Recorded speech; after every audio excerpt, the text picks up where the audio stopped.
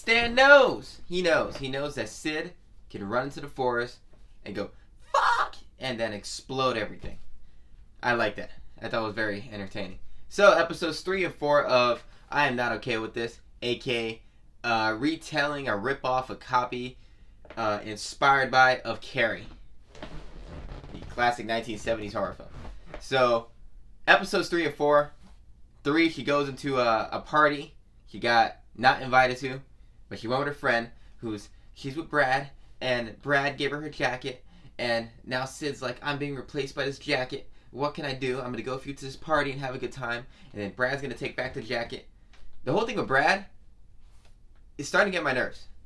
I don't care about her friend. This is the weird thing, is you like Sid, but her dynamic between her friend just doesn't make any sense. That girl is nothing like her.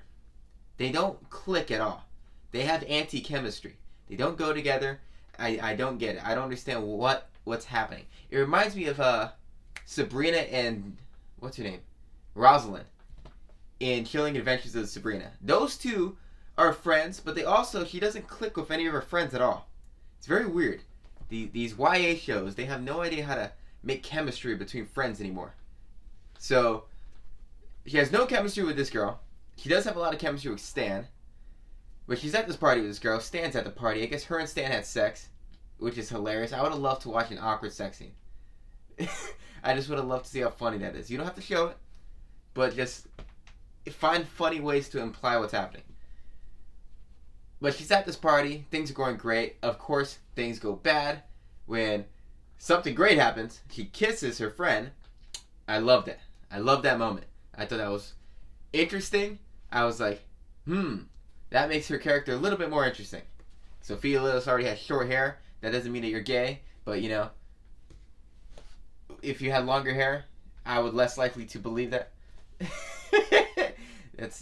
Ignore everything I just said. Anyways, so she kisses her friend. Her friend responds as a heterosexual female would, like, whoa. And then Sid runs out into the woods, screams, and blows everything up. Love that whole sequence. I thought it was great build-up. I love that everything's going right. And as that's happening, you know that everything's going to go wrong.